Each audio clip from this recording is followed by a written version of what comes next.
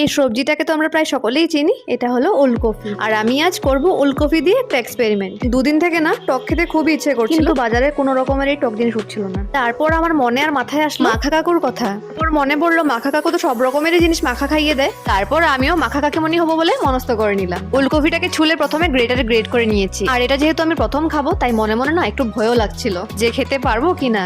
তারপর ভয়টাকে বললাম একটু সাইডে বসো, আমি এক্সপেরিমেন্টটা করে নিই। তারপর এক এক করে দিয়ে দিলাম গুড়, ভিজিয়ে রাখা তেঁতুল, পোড়া শুকনো লঙ্কা, নুন দিয়ে ভালো করে মেখে নিয়েছি। তারপর ধনে পাতা, লেবু পাতা দিয়ে ভালো করে মেখে নিয়েছি। দেখতে বিশাল লোভনীয় হয়েছে, খেতে কেমন হবে বাবা। আর যাই হবে তোমরা আমার রিয়াকশনে বুঝে যাবে। এখন আর বেশি দেরি না করে জয় জয় ওলকপি মাখা কি জয় বলে খেয়ে দেখবো। Tick tick 1 2 3। দাঁড়াও খেয়ে বলছি তোমাদেরকে। খুব টেস্টি হয়েছে তো। মুখে দেওয়ার সময় কিন্তু আমার ভয় লাগছিল। তাহলে চলো বন্ধুরা, তোমরা একবার বানিয়ে খেয়ে দেখো, খুব দারুণ হয়েছিল।